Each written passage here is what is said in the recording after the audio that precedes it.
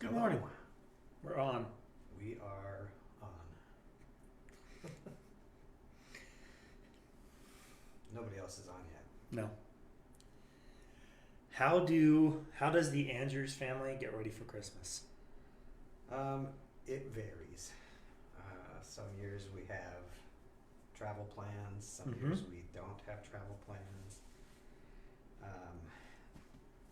A lot of years we have gone to Luann's family's house at Thanksgiving time and done Christmas with her family over the Thanksgiving break, and then Christmas with my side of the family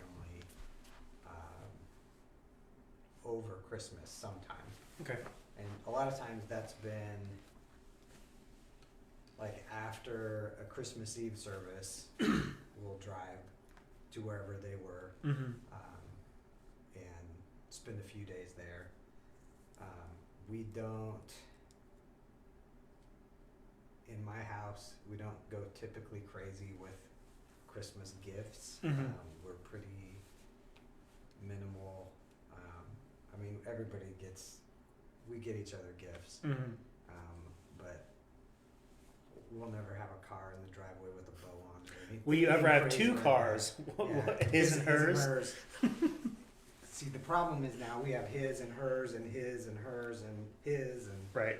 Lizzie's left out, so we can't do 5 cars and not get her ones.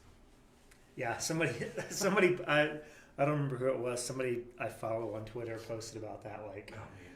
that's not the reality of anyone I know. Like, hey, his and hers matching pickup trucks for Christmas. I think I do know one person who one time got his wife a Mini Cooper. Okay. For, I think it was Christmas, and they put a bow on it. I don't know if it was like a brand new big deal kind of thing, or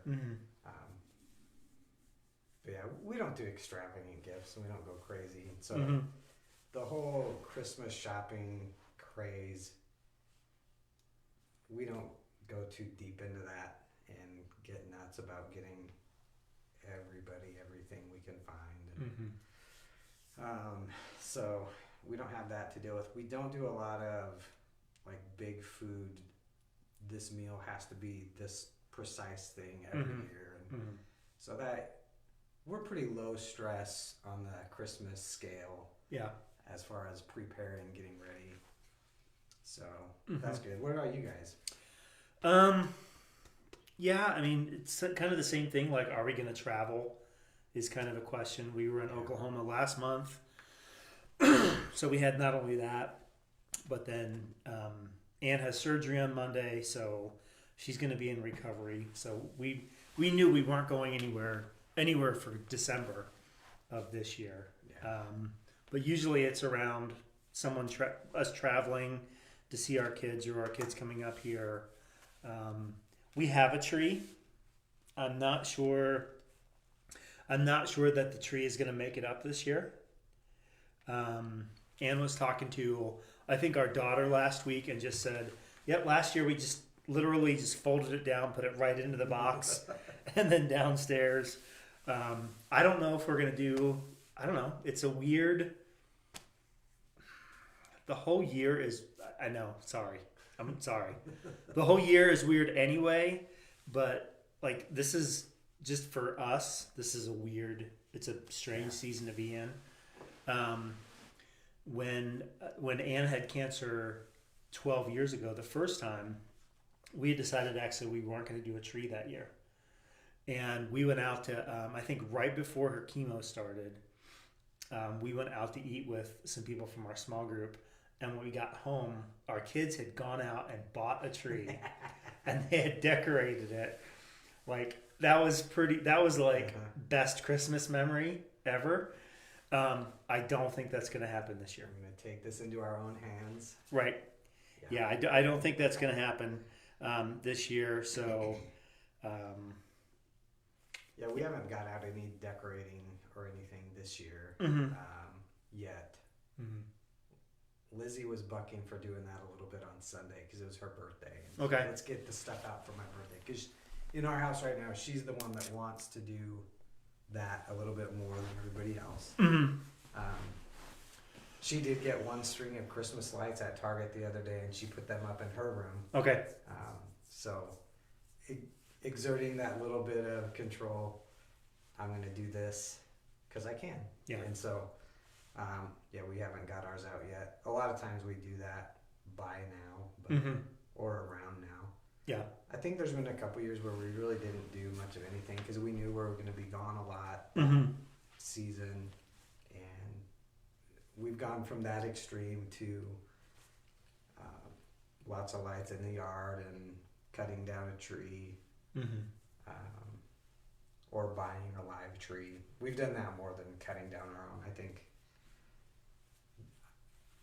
I've done that with my parents at their house more so than I've ever done. I don't think we've done that in our own house.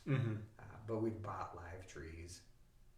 Why do we call them live trees? Because I don't know. I think you could call it fake tree and tree and accomplish the same thing. We, Ann and I actually did our gift shopping together last night on Amazon. We made an Amazon list, and when we got to the end of it, it was order. Yeah. So she knew what she's getting. She knows what she's getting. I know what I'm getting. I mean, I think just like anyone, that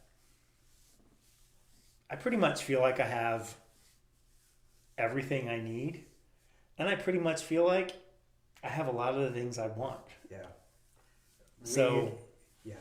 This time and place that we live in is such a privilege, and there are very few needs that we can't find a meet for if we are willing to. Right. And if that really is a priority need. I always have a hard time with Christmas lists. My mom really appreciates Christmas lists, and so she insists on those from our kids. And my grandma was the same way. I got in trouble as a kid because I know, like, my cousin, my brothers, they would have these big lists of things, and I was a pretty content kid, kind of in my own little world most of the time. And I didn't have, like, a running list of things that I wanted, and so my grandma would insist on a list, and I would put like 2 or 3 things on it, and then she'd be upset because I knew what I was getting for Christmas. Right. Because I only had 2 things on my list. Right. So right. That was always the running joke around Christmas time when I was a kid. And now we have a similar conversation with my own kids, and still making lists. And well, that's a good way to guarantee you get exactly what you want. Just ask for a few things. The problem I have is the things that I do want that I don't have because they're expensive. Yeah. And I'm not going to ask for an expensive gift from somebody like that. So right. There might be things that I want. Yeah. Not necessarily things that I need. Yeah. But what I want is too expensive to ask for, so right. I don't. Well, we got 2 questions this week from Sunday's message. We started off talking about, we're talking about the genealogy of Jesus, sort of. We're talking about 3 people from the genealogy of Jesus this month. We're talking about 3 of the 5 women listed in the genealogy of Jesus: Tamar, Rahab, and then Ruth. And nobody asked why those 3. Well, why those 3? Because we only have 3 weeks in the run up to Christmas. Otherwise, we might have talked about, well, if we had 4, we could have talked about all 5 if Mary was Christmas Eve. Yeah. And I guess we could mix and match and all that stuff, but really talking about the genealogy and the idea of significant was the thing that came to my mind as we were talking about this. And I really wish, like, I had thought a little bit more about that, because I talked about the concept of non-essential on Sunday. Yeah. And it's funny, like, as we were finishing up, as I was finishing up my prep for the series the week before last, I think I shared it in a staff meeting. I know I talked to Becky. I'm like, if I would have thought about this for 5 more minutes, we would have called this series Essential. and then been able to tap into that phrase. But I brought it up anyway because I can do that when I speak. I can do that. And then we got two questions, and they're very similar in nature. One of the questions was why the emphasis on the lineage of Jesus' stepdad and not his actual bloodline through Mary. And then the second question we got, reading through the genealogy of Matthew, it ends with Joseph. So is Jesus genetically Joseph's son, even though Mary was a virgin? How does that work? So questions about the genealogies itself, or the genealogy of Matthew, I guess in particular. But we know there's two genealogies. So there's a genealogy in Matthew and a genealogy in Luke. So what have been, as you think about a question like this, like when you think about why two genealogies, let's kind of start there. Why are there two genealogies? And then we'll get into these details of answering the question. Yeah, I think it goes to like what a genealogy is for in first century Jewish culture, and what were Matthew and Luke trying to accomplish by including those genealogies. And if you read through those, you see a list of names. There's some sections where the names are exactly the same, although Luke starts with, I can't remember which one's which Jesus now. And goes backwards. Luke starts with Jesus and goes all the way back to Adam, who was the Son of God. Matthew starts with Abraham, right? Yes. And goes through his descendants. So they go different directions. You can't even see one of my hands properly. They attack it from different perspectives. Mm-hmm. And I think that's because they were writing for different purposes. If you look through Matthew, we see Matthew very concerned with establishing Jesus as the Messiah of the Jews. Luke didn't necessarily have that same focus. Luke was writing to a broader audience, while Matthew was really focused on the Jewish people and Jesus' Jewishness and his Jewish lineage, specifically related to his place on David's throne. Luke had a broader interest, and he was writing to a more Gentile audience, right? Who didn't necessarily care if Jesus was a king of the Jews. Right. That didn't matter to them. What mattered to them was, who is Jesus to me? And so Luke, in the third chapter of Luke, he explains Jesus all the way back to God, thus showing him to be someone who's here for all people, right? Not only for the Jews. And I think Matthew included that thought as well, in various ways throughout his gospel, and really even the fact, like, fulfilling the promise of Abraham was a primary concern. This Jesus is that fulfillment. Well, the promise was for the Jews and for all nations. And so Matthew gets to that as well, but his primary concern in this genealogy seems to be pointing to Jesus as the savior of the Jewish people. Yeah, and the way Matthew gets to the broader scope of Jesus is by bringing up these names that we're spending our time talking about. Like, where does Tamar come from? Where does Rahab come from? These are not Jewish females. These are Gentiles, and I would say, even like, you throw Bathsheba's name into that mix. Now, she was married to Uriah the Hittite. Some people would say she was Jewish. I would say I'm not so like, and who like, I'm not sure that this matters.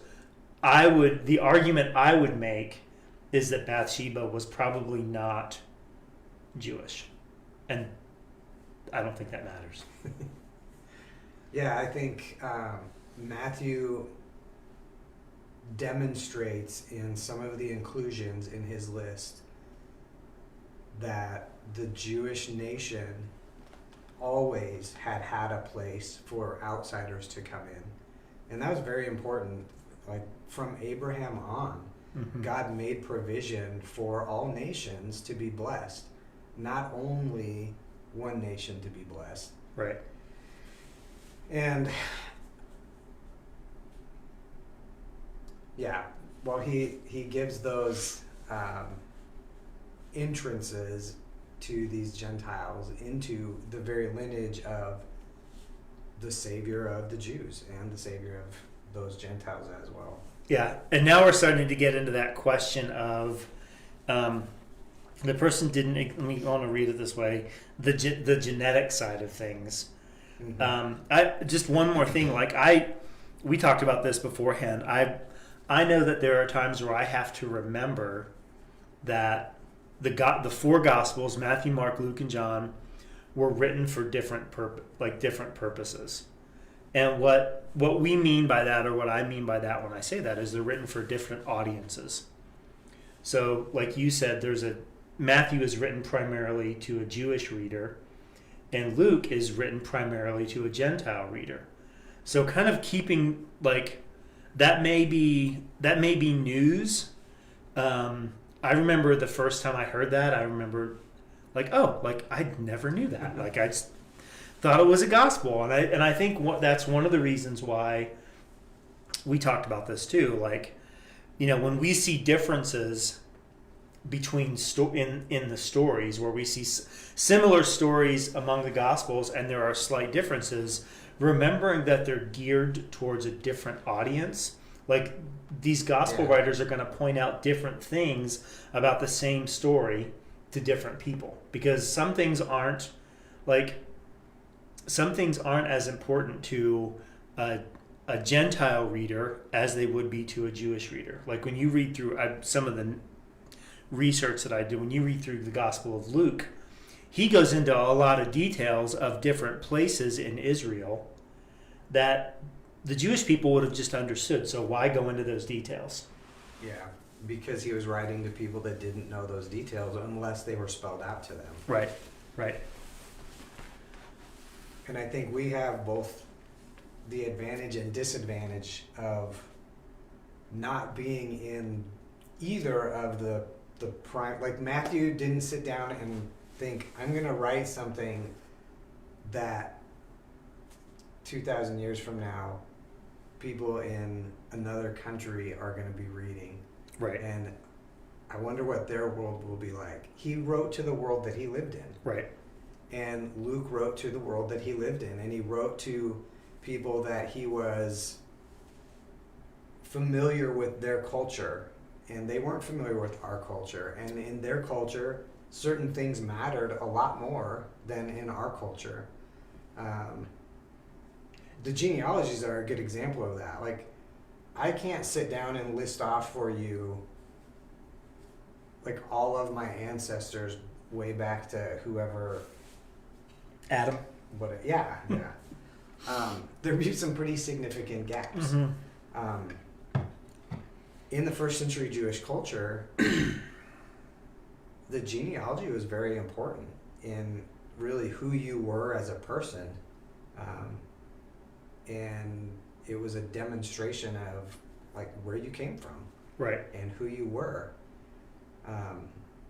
We're a lot more of an individualistic society, and so while I am certainly my father's son and my grandfather's grandson, I'm also free to be an individual with a distinct identity from any of my ancestry. That wasn't necessarily the case for them. They were who they were born into in some ways, in many ways. And so being able to demonstrate this is who I have been born to be, that was pretty important to them. Yeah, and I just as you were, thinking about separating ourselves from our genealogies, separating ourselves from the people who came before us. I think it's in Mark. I seem to remember reading this one morning over the past few months as we've been going through Mark. But there's a scene where Jesus is. I think it's Jesus is in Nazareth, and on one hand, the people are astounded at all of the things that Jesus is doing, but then very quickly they say, "Wait a minute, isn't this the carpenter's son? Like, who does this guy think he is?" So there's there's this really strong genetic component at this time in history, in the time of the Bible, that we don't get. And I think there are a lot of things like, if we were to write these stories today, we would probably write them differently because we have different things that are more important to us. Sure. And the hard part for us is getting out of ourselves, and like the things that we look for in a story just weren't important to them. So we want to be careful to judge like these stories and these genealogies in the way maybe that we would write them, because they weren't writing, like you said, they weren't writing them for us. They were writing for a very particular audience that God gave to us. Yeah. But they weren't writing these things with us in mind. And again, that's really an important thing for us to think about when we're wrestling with and we're reading through the Bible, and we always jump to that question, what's in this for me? Well, maybe nothing. Like, because it's not about you, and I think that can be difficult. Just one more thing, Matthew's genealogy goes from David through Solomon. So you'll see a lot of kings listed in Matthew's genealogy, but Luke's goes through David's son Nathan, so it's a lot of bloodline. Uh-huh. So it's like direct descendants, not necessarily this king and this king and this king. And that's to establish Jesus as the Jewish king. And that's because that's what Matthew was trying to do. Right. Like Matthew is trying to say, our king, our savior, our Messiah, right, is Jesus. Right. And here's where it started. And so, yeah, he uses that line through the kingly line. Luke was writing to people that didn't care who the king was of right. the Jewish people. And so he wasn't concerned with demonstrating right. that piece. So I think we've sort of answered the question. So you used the patriarchy word earlier. Oh, yeah. Why the emphasis on the lineage of Jesus' stepdad and not his actual bloodline through Mary? Yeah, that really was a reflection of their culture. As far as inheritance goes, as far as like family structure goes, it was a very patriarchal society. Even from the very beginning of the nation, we talk about God as the God of Abraham, Isaac, and Jacob. Well, he's also the God of Ruth and Rebecca and Tamar and all of these other women as well. But the Israelite culture was led by men, and it was a patriarchal society. And so your lineage was measured through your father's side. And so that's what is reflected. That's why a stepdad matters. Yeah. That's also why, like specifically in the story of Tamar and Judah, God made provision for, what happens if that lineage is interrupted somehow. And so, if a man dies without having children, his wife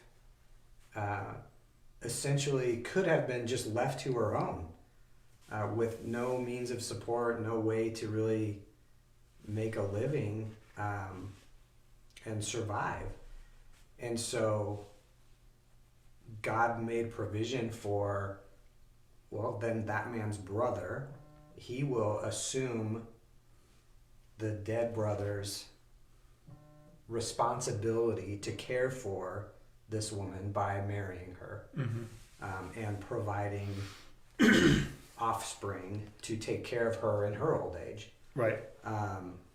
And that shows up in several places in Scripture. It seems like kind of a bizarre thing. Like, I don't want to marry my wife's sister. She's great, but if her husband Right. dies, I don't want to assume that responsibility. Right. And it's not. That's a little bit of apples to oranges, but in their society, that was God's way of providing care for Right. a person. Right. And Onan, and we didn't, like, these are just, I told Mike, like, this is an I didn't use this example, but this is like an asterisk thing. The millions of things we don't talk about on Sunday. If Onan had fathered a son with Tamar, that first son would have actually been Er's son. Like, that's how they would have. That's how they would have looked at that. It wouldn't have been his son. It would have been Er's son. So when you think about, like, if you think about who's going to receive something when Judah dies. Well, as the oldest son, his oldest son would actually be next in line for receiving the greater inheritance. So that's going to rob Onan's son of something. So why does Onan want to give his inheritance to somebody else? Like, there's all of these little things in this story. Like, when you really think about what's happening, to me, it's really fascinating to dig deeply into these kinds of things, because a stepdad matters, because in essence they are the father. Yeah. And it's interesting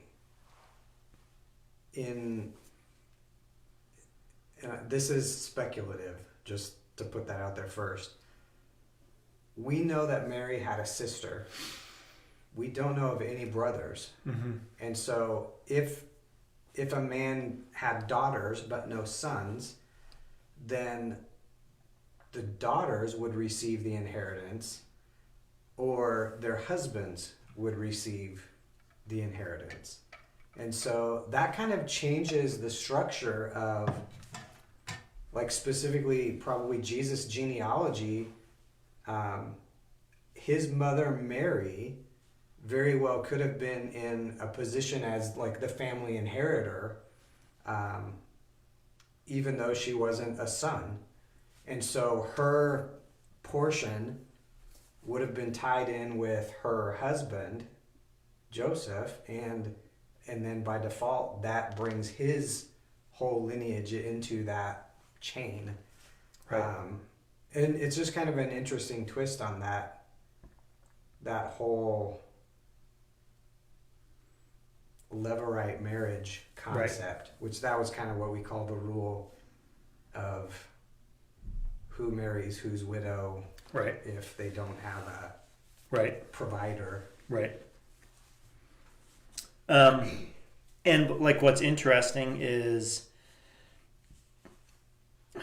in the Matthew text, chapter 1, verse 16, Jacob was the father of Joseph, the husband of Mary. Mary gave birth to Jesus, who's called the Messiah. Like, it's interesting, if you look at many of the other names in Matthew's genealogy, you see, so for instance, Solomon was the father of Rehoboam. It does not say that Joseph was the father of Jesus. It says Joseph was the husband of Mary, and Mary had Jesus. And then if you flip over to the Luke's genealogy, chapter 3, verse 23, Jesus was known as the son of Joseph. Yeah. Whereas all of the other ones, it says, for instance, Salmon was the son of Nahshon. Like, those are two very different sentences that are taking place here. So they are, both Luke and Matthew recognize, I would say, that there is something special and significant about Jesus that he doesn't fall into, like, he's there. Yeah. Well, and Luke specifically had just in the previous chapter told us the story of the virgin birth. Right. And so, like the beginning of chapter 3, Jesus was known as the son of Joseph. He's not going to immediately contradict himself, Right. and say, this is Joseph's son, when he just said, Joseph took Mary as his wife, Mm-hmm. but she was a virgin and had a child.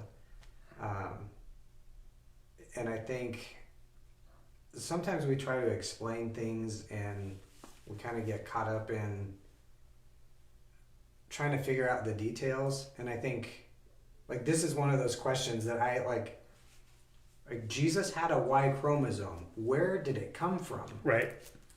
And kind of like we were talking before, this is a detail that ultimately doesn't matter. Right. But it's a curiosity. Right. Jesus had a Y chromosome.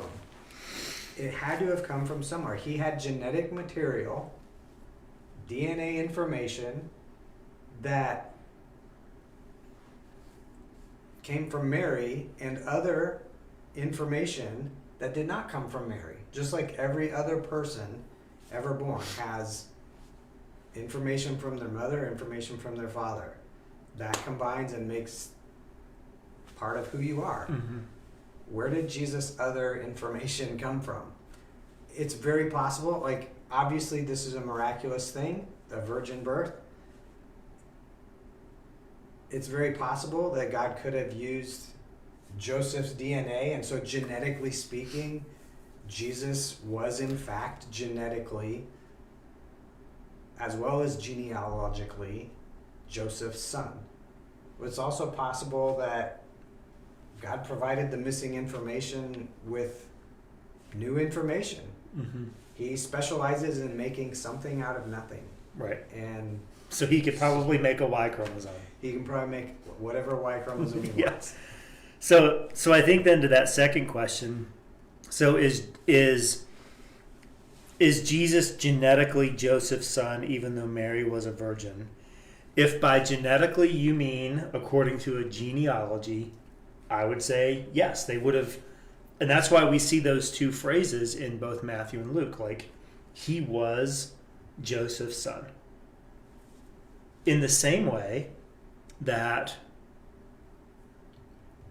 Onan's son, had he had one with Tamar, would have been Er's son. Like, I was looking through the names very quickly, and maybe this would have been something way more nerdy and fun to do. But to see, how many of, especially in Luke's list, were there examples of someone who was someone's son, but only because their genetic father Right. did what Onan didn't do? Yeah. Um, Fulfilled that Levirate Yes. marriage obligation. right. Yeah, I don't know how many Yeah. of those would have been that case. Or if any of them would have been. Mm-hmm. I guess when I read that question, thinking genetically, I went to like chromosomes and your genes. I think it's absolutely genealogically, Jesus was Joseph's son. Genetically, as far as DNA information, I don't know that we can know that. Right. Yeah, that's one. Yeah, I don't. Yeah, we can't know that. And I probably won't lose a lot of sleep not knowing that. No. And not to throw a wrench into this, one of our discussions too was that some people believe that Luke's genealogy was actually the genealogy of Mary and not the genealogy of Joseph. And you can go and you can research that one on your own. But because, like, the point was to demonstrate that Jesus had a right to the throne, had a right to being the Messiah, all of those things. So to go back, like when you compare the two genealogies, you see some names that are similar and a lot of names that are different. And what's really going on here. And I think the big takeaways for me in thinking about these questions is just remembering that the two authors had two very different audiences in mind, two different purposes in mind, and none of this causes me, like personally, gives me any wake up in the middle of the night anxiety about, oh man, these two things are different. Why are they different? And that kind of thing. Yeah. Because that's not how genealogies worked then. Is how, like, that ultimately that would be my short answer to, so we're 35 minutes in or 45 minutes in, like that would be a short answer to the question is these genealogies aren't doing what we normally think of as a genealogy of doing.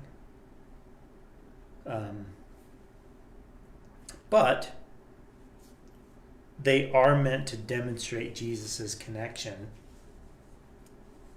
to the things that were promised about the Messiah. Yeah.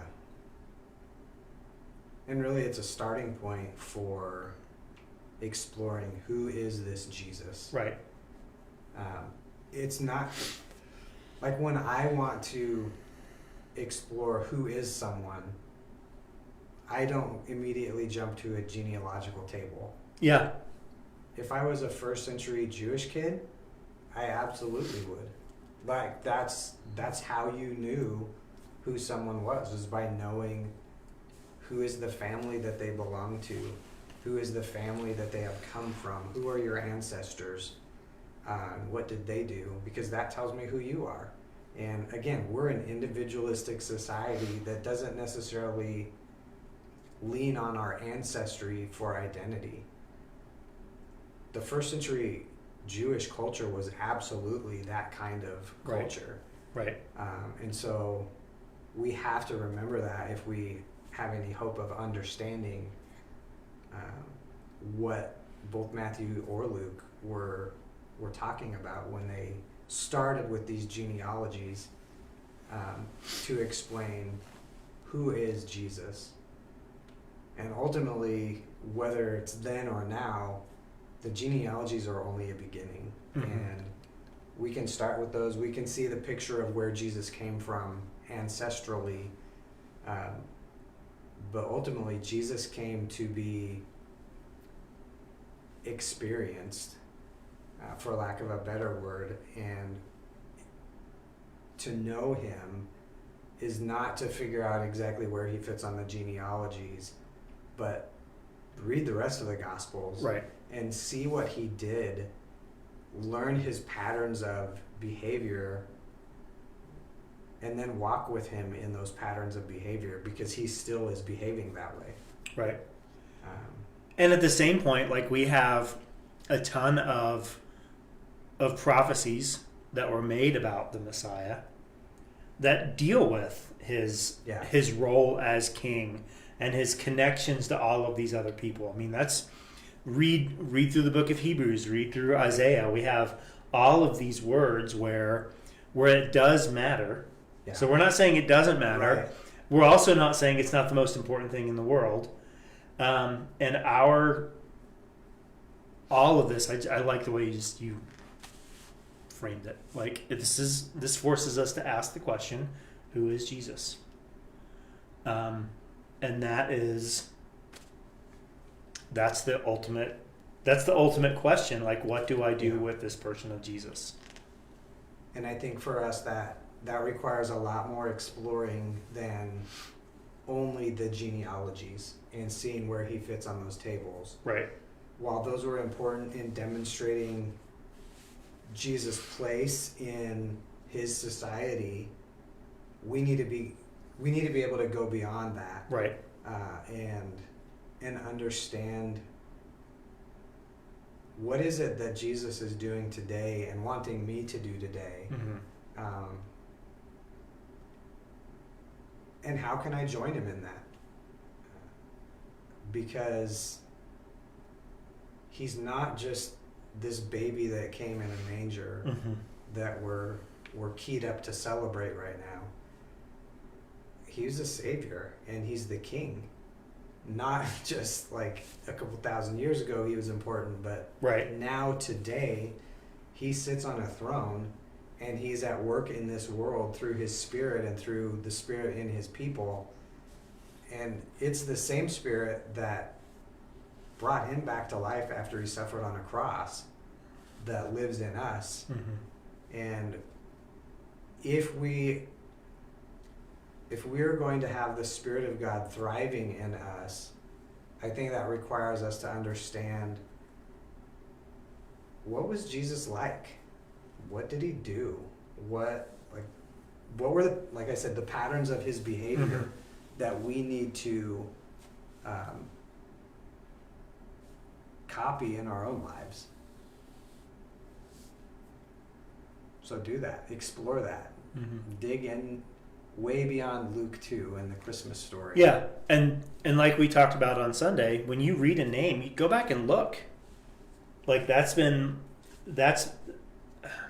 we have those names for a reason, and we can go back and we can see a lot of these characters' stories and know what's going on and how does their story interact with the who of Jesus, which ought to encourage us to consider the question, how does our story interact with the who of Jesus?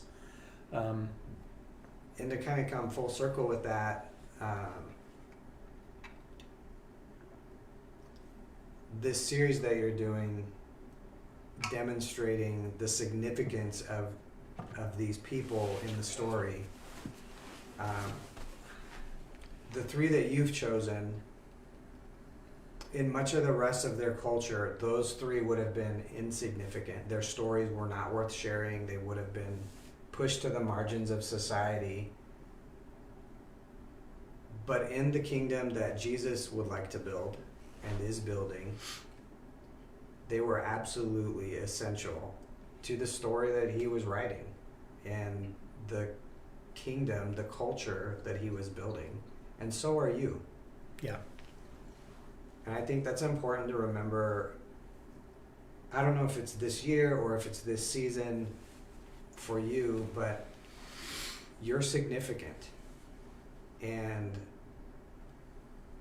you don't know who's going to be 16 steps down the line of your genealogy. You can know maybe ancestry, but in 100 or 200 years, your descendants, what story are they going to be telling about you? Yeah. Where did you find your significance in the kingdom? And maybe now is a great time for you to just wrestle with that for a while. This is a season of hope and beginnings, and we talk about the season of light. Maybe this is a season where you find your significance in chasing after what he has for you. I'm gonna steal that. Just so you know, at some point over the next 2 weeks, what story do you want written about? Like, that's really good. I'm gonna borrow that. Okay, thanks for watching today. We appreciate it. We appreciate questions. And we just want you to interact. We want you to interact with the Bible, and learn and read and understand, not because that's good information, but because, like we're going to talk about actually this week with Rahab's story, learning and reading and understanding ought to lead us to transformation. And that was actually Rahab's story. Was someone who was transformed by the knowledge and the information that she had, that led her to be intimately engaged in God's mission. So that's Sunday's sermon. So No, you don't have to come. Thanks for watching. We love you guys, and we appreciate you. And we will see you hopefully on Sunday. Hopefully you'll come anyway, because I don't do 30-second sermons. So thanks for watching on Sunday. Have a great rest of your week.